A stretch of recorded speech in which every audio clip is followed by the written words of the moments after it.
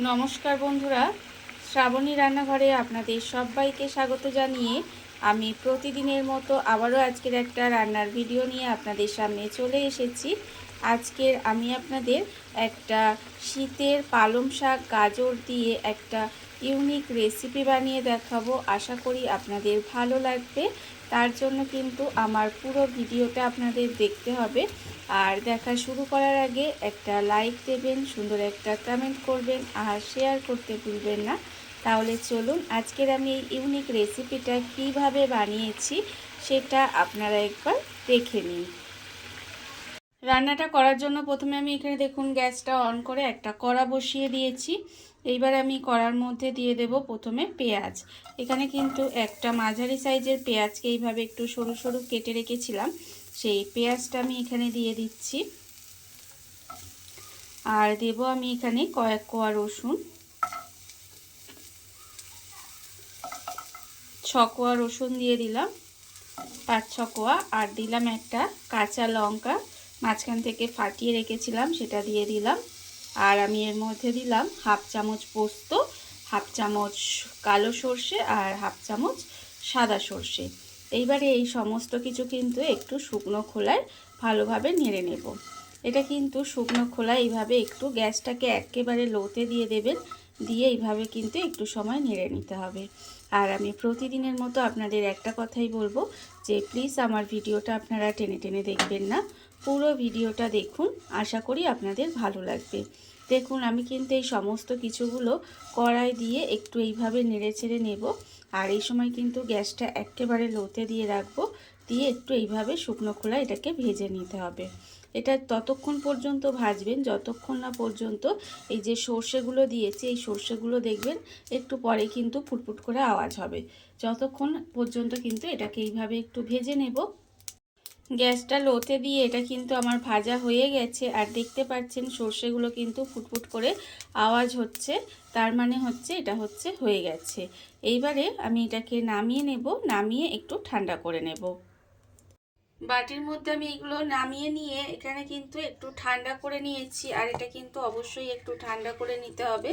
আর দেখুন এবার একটা মিক্সির জার নিয়ে নিয়েছি, মিক্সির জারের মধ্যে কিন্তু এটাকে ঢেলে নেব। মিক্সির জারের মধ্যে এটাকে আমি ঢেলে নিলাম। এইবারে আমি এর মধ্যে দিয়ে দেব, দেখুন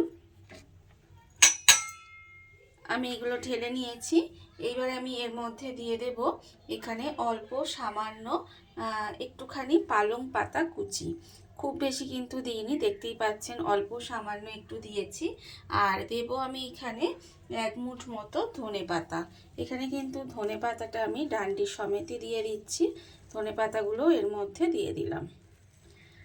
এবারে সমস্ত কিছু কিন্তু এখানে একটু পেস্ট করে নিতে হবে। এটা সমস্ত কিছু খুব ভালোভাবে এটা একটু পেস্ট করে নেব।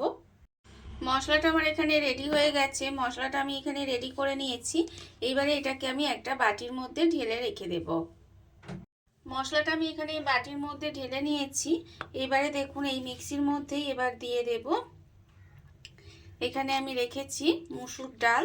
এখানে বেশ কিছুটা মুসুর ডাল কিন্তু আমি খুব ভালোভাবে ধুয়ে ভিজিয়ে রেখে দিয়েছিলাম 2 থেকে 3 ঘন্টা মতো। সেই ডালটা কিন্তু আমি এর মধ্যে দিয়ে দিচ্ছি। ডালটা কিন্তু এখানে দিয়ে দিতে হবে। ডালটা আমি এখানে দিয়ে দিয়েছি। এবার দেব এর মধ্যে একটা কাঁচা লঙ্কা, এইভাবে ভেঙে নিয়েছি, সেই কাঁচা লঙ্কাটা দিয়ে দিলাম। দিয়ে আমি কিন্তু এই ডালটাকেও খুব ভালোভাবে পেস্ট করে নেব। ডালটা আমার পেস্ট করা হয়ে গেছে, ডালটা কিন্তু আমি এখানে খুব ভালোভাবে পেস্ট করে নিয়েছি। এইবার আমি এটাকে একটা বড় জায়গায় ঢেলে নেব। ডালটা আমি এখানে একটা বড় জায়গায় ঢেলে নিয়েছি। ঢেলে নিয়ে আমি কিন্তু ডালটাকে একটু ভালো করে ফেনিয়ে নিয়েছি। ফেনিয়ে নিলে জিনিসটা খেতে ভালো লাগবে। এইবারে দেখুন এর মধ্যে দিয়ে দিচ্ছি আমি একটা ছোট সাইজের গাজরকে গ্রেট করে নিয়েছিলাম, সেই গ্রেট করা গাজরটা আমি এখানে দিয়ে দিলাম। আর দেব আমি এখানে পালং শাক। এখানে কিন্তু পালং শাক আমি একটুখানি এইভাবে একদম কুচি কুচি করে নিয়েছি, সেই পালং শাকটাও কিন্তু এর মধ্যে দিয়ে দিলাম। এবারে এর মধ্যে দেব, দেখুন আন্দাজ মতো নুন দেব। আর দেব আমি এখানে হলুদের গুঁড়ো, আর আমি দেব এখানে লঙ্কা গুঁড়ো অল্প সামান্য, যেহেতু কাঁচা লঙ্কা দিয়েছি তাই অল্প সামান্য একটু লঙ্কার গুঁড়ো দিলাম। দিয়ে এবার এটাকে খুব ভালোভাবে কিন্তু এই ডাল বাটাটার সঙ্গে মেখে নিতে হবে।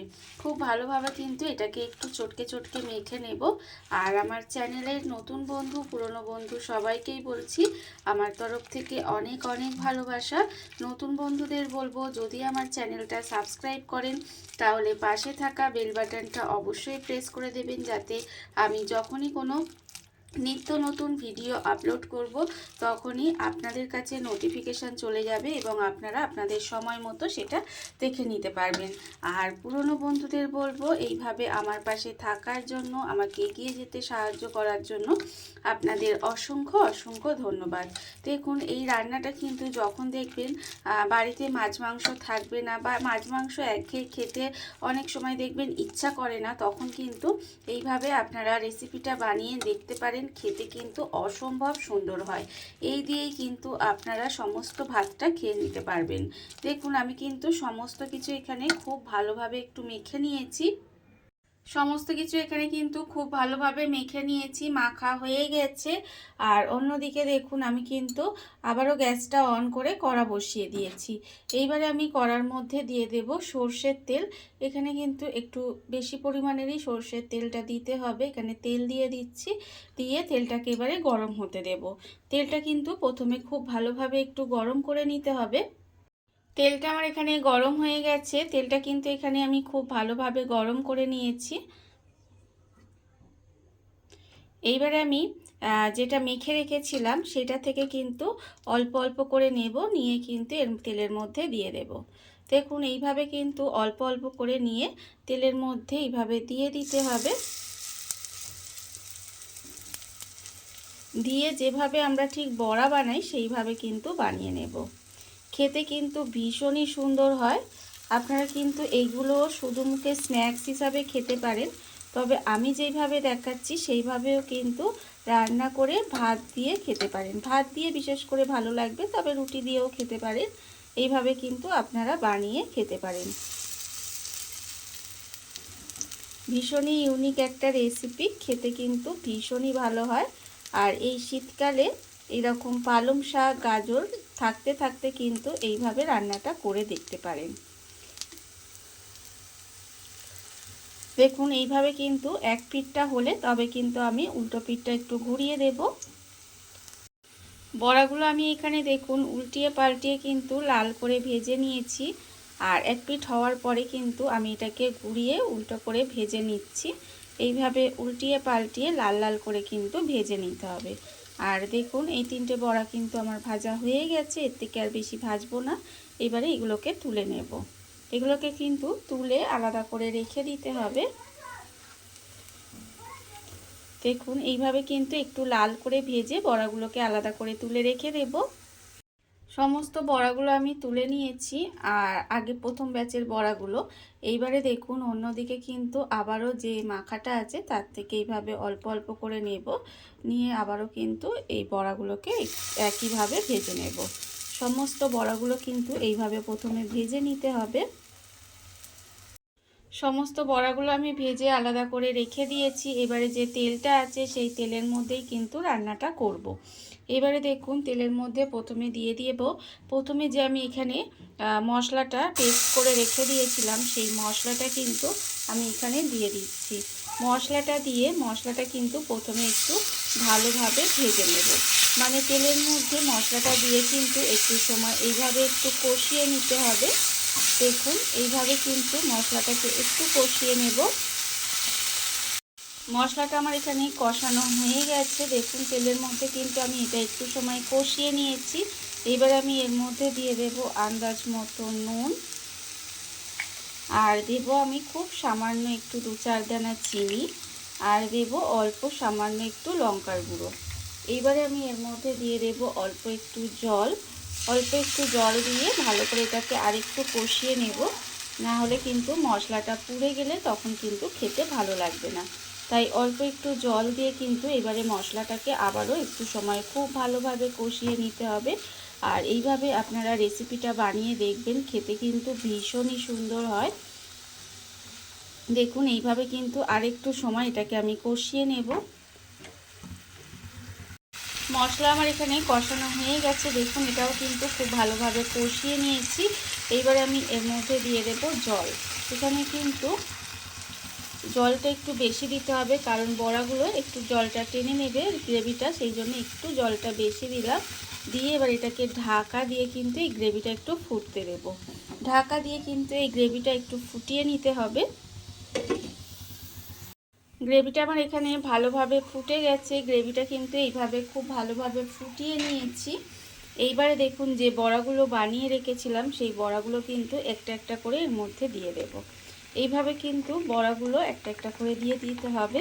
আর আমি আবারও বললাম যে এই বড়াগুলো কিন্তু শুধু শুধু খেতেও ভীষণই ভালো লাগে, স্ন্যাক্স হিসাবে বা চা কফির সাথে কিন্তু এটা আপনারা শুধু শুধুও খেতে পারেন।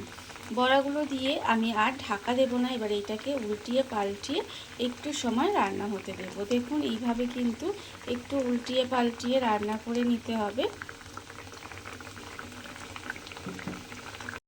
দেখুন বন্ধুরা, এটা কিন্তু আমি বেশ কিছুক্ষণ এইভাবে রান্না করে নিয়েছিলাম। এর ফলে দেখুন এটা কিন্তু একদম মাখো মাখো মতো হয়ে গেছে। আর এটা কিন্তু এইরকমই একটু মাখো মাখোই রান্নাটা করতে হবে, তবেই কিন্তু খেতে ভালো লাগবে। আর এটা যে একটু দেখছেন পাতলা পাতলা আছে, আর এটা কিন্তু ঠান্ডা হওয়ার পরে আর একটু ঘন ঘন হয়ে যাবে, তাই আমি এর থেকে বেশি আর ঘন করব না। এইবারে আমি গ্যাসটা অফ করে দেব। আমার রান্না কিন্তু এখানে রেডি হয়ে গেছে। এইবারে আমি আপনাদের পরিবেশন করে দেখাবো ঠিক কেমন হলো। দেখুন বন্ধুরা, বাড়িতে থাকা কত অল্প উপকরণে কত অল্প সময় কত সুন্দর একটা ইউনিক রেসিপি তৈরি হয়ে গেছে, আপনারা দেখতেই পেলেন। আর এটা কিন্তু খেতে অসম্ভব সুন্দর হয়। এইভাবে আপনারাও একদিন হলেও বাড়িতে বানিয়ে দেখতে পারেন। আর এই ভিডিওটা যদি আপনাদের ভালো লেগে থাকে, আপনারা চ্যানেলটা সাবস্ক্রাইব করে আমার পাশে থেকে যাবেন। তাহলে আজকের এই পর্যন্তই ভিডিওটা। নমস্কার।